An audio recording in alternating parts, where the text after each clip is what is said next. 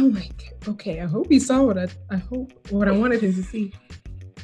And this guy gave me the tightest hug, like the tightest bear hug.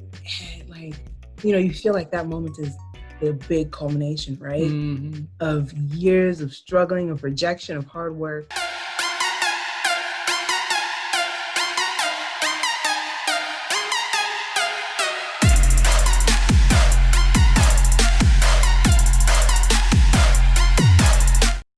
So quick question for you. Why haven't you subscribed yet? Why haven't you liked the video? Why haven't you shared this with a friend? These things help my channel to grow and also help the people that need it to be able to see this material. So definitely do these things and help me out. And also in the comment section, let me know what you would like to see. Let me know if you enjoyed this video and if you'd like to see more like it. Thanks, guys. Bye.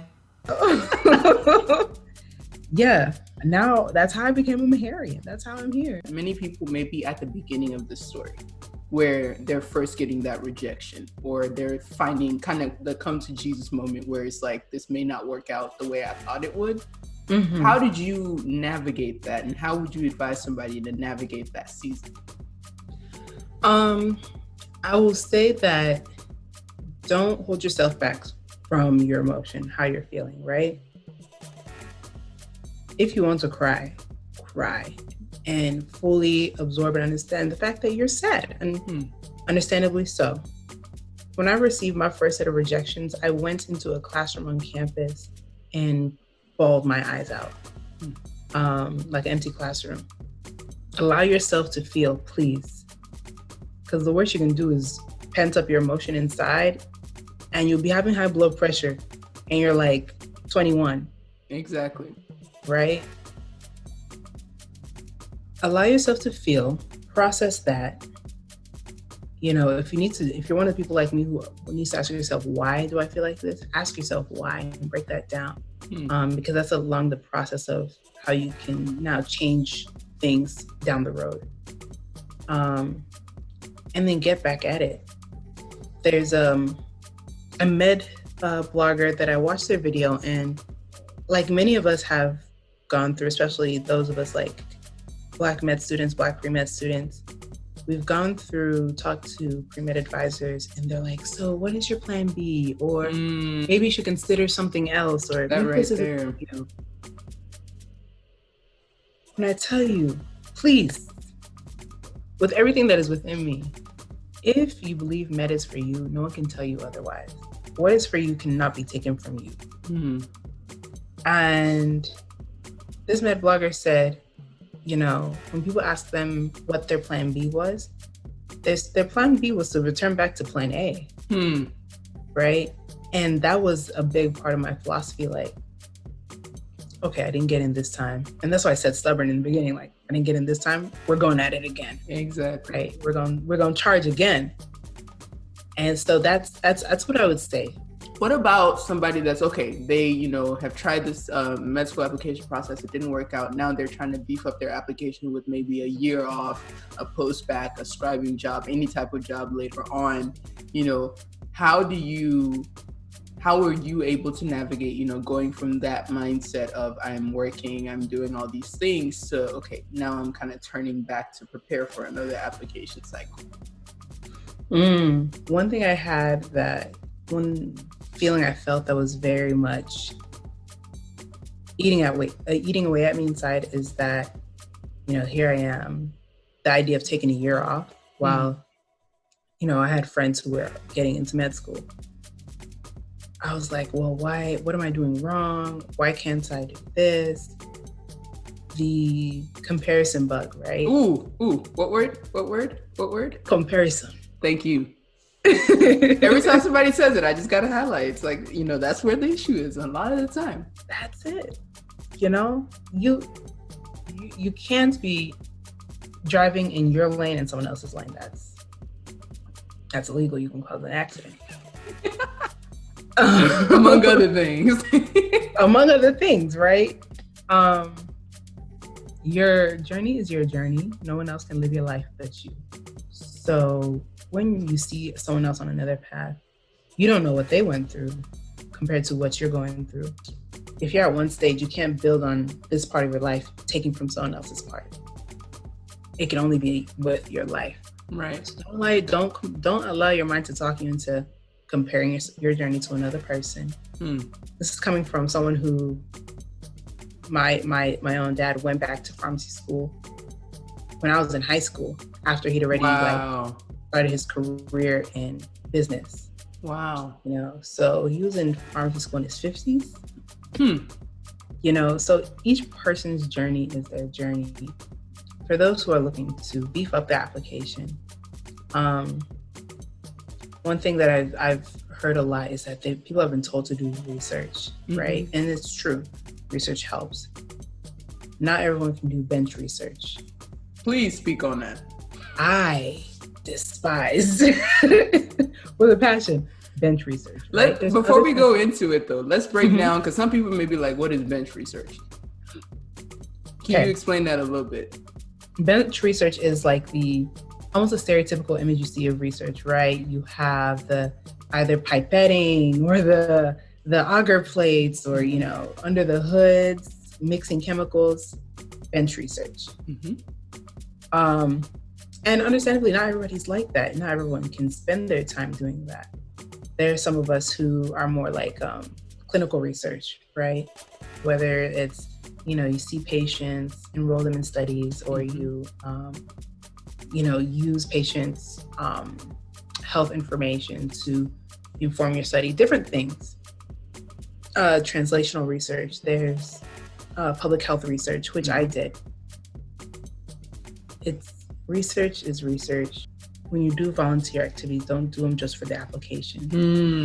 Don't do a one and done thing. Make sure it's longitudinal, or there's some depth to your experience for volunteering.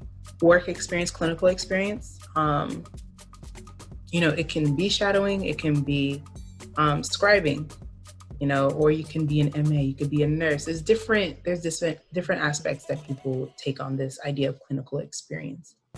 But the purpose is to ensure that, you know what you're going into. You know what you're trying to go into, right? So you don't have second thoughts once you enter a patient room and like they have an infection, a skin infection, and you're like, what is that? You're like, ooh. You know, you might still have that, but at least you know that this is the type of place you're going to encounter something. Exactly. Like that. There's way too many of us that, you know, we're given the 4 options, right? Doctor, lawyer, engineer. If you're lucky, business. Maybe pharmacy. Pharmacy, yes. Everything else is a disgrace.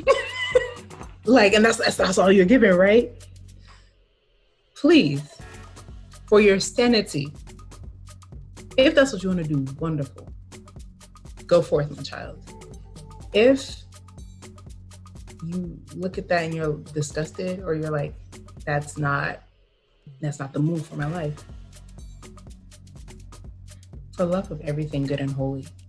And once again, to maintain your sanity. Yes. Don't go in there. Please don't. You cannot succeed in something that you're not happy with. Yes, exactly. Right? So if you're in medicine and you're like, here we go again, just another day, I hate my job. It's going to show in the work you do. It's going to show in how you treat patients and the care you give. Make sure you know what you're getting into, and don't allow someone else to impose their dream on you. How have your experiences shaped your approach to med school and all the things that happen in there? That's actually a perfect question, right? So we're on a different curriculum. So we start off with simulation lab, clinical simulation lab in year 1. And with that, we have to write a patient note. I was like, oh, bet? Okay. Submit. Your experiences are also get informed by your struggle. And knowing what I had gone through, I was like, okay. 1, I'm a Gemini, so there's always 2 sides to things, right? It's like, 1, Adobe, you know you fought for this. Don't let it go past you. Right? And milk this experience, milk this opportunity. That's one side of it. On the other side, though, knowing how much I worked and how much I also got wiped out and fatigued, I also had to approach, yes, work, please do the work, do what you came here for, don't waste money. By the end of the day, you can't come and die, right? You can work tirelessly and burn yourself out. And when you reach burnout, like you can't function for like another few weeks, truthfully. Don't be that person. Make sure you take that time out, that you make food that you like, you watch your Netflix shows, you go to brunch, please, ambassador of brunch here. You go explore your city, do something that is not productive, that's not academic, but make sure it's not all work and no play. I know that some people are in that position where, you know, they have to go home, maybe back to their parents or whatever situation they were in before, where they had left with the mindset of going to med school. How did you handle that? So I'm an only child, and so I'm very much free body, independent. And so I'd gotten used to, you know, kind of living on my own, living in a different city. And, you know, I had a thought that the city I was in, which is Atlanta, which has my heart, I was like, okay, this is the city where I'm going to be after grad school. And then once that kind of showed that, like, Adaobi, like, you're not going to med school here, you're not going to get a job here. You know, it's one of those, your favorite shows, your favorite reality TV shows, when they send somebody home, you know, it's like, wow, she really got sent home. That was me. And it's not to say, like, you know, home was born, like, home where my two favorite people are at, my parents.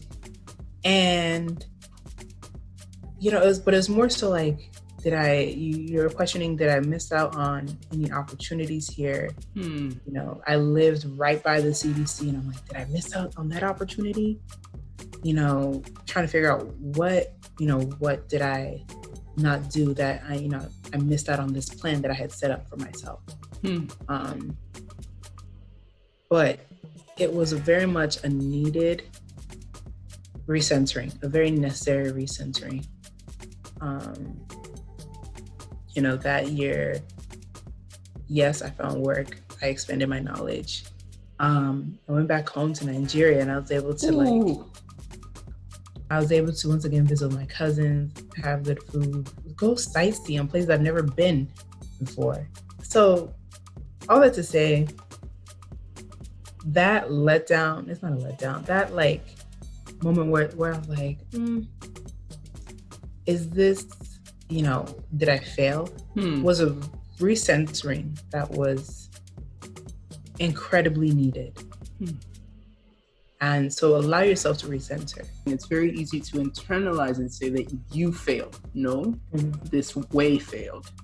You did not fail as a person. Yes. You did not fail as a human being. You are not any less of a person or whoever you're meant to be because this plan didn't work out. And I think that's something that we don't hear enough, because we are tied. Like, for instance, I was talking the other day to somebody who said, you know, for most of our lives, we're tied to these exams.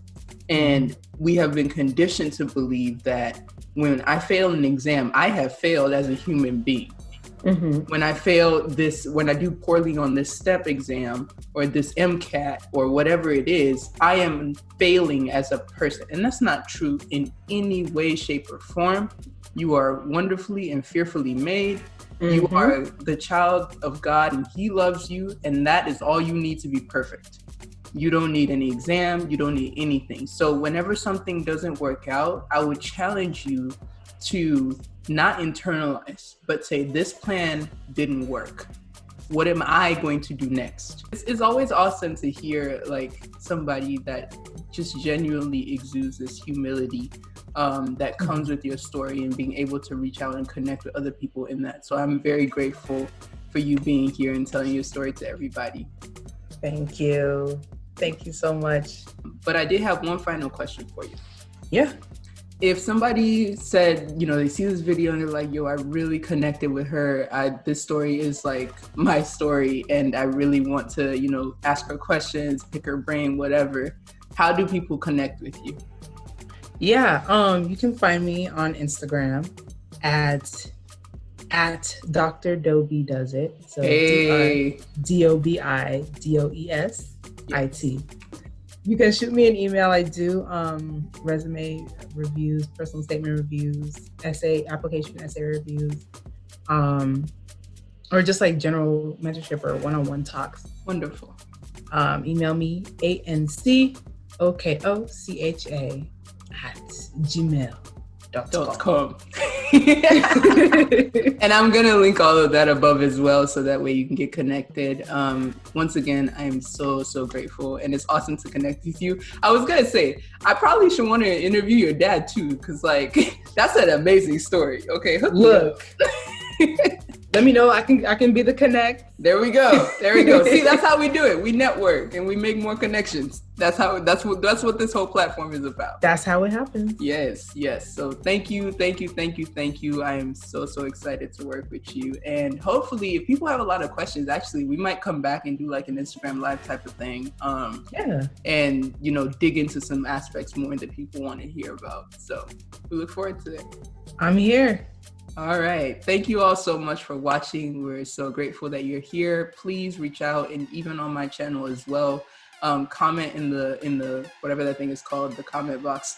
And then also, share this to people who you think will be blessed by it. Please, if anybody can be encouraged by this, that's all I want. That's the whole purpose of this platform. So please share it, like it, and also subscribe to the channel so that way you can get more info on, new people that we're interviewing, new things that are coming up, and new kind of directions for the channel as well. So with all of that being said, thank you all for watching, and we'll see you in the next video. Bye.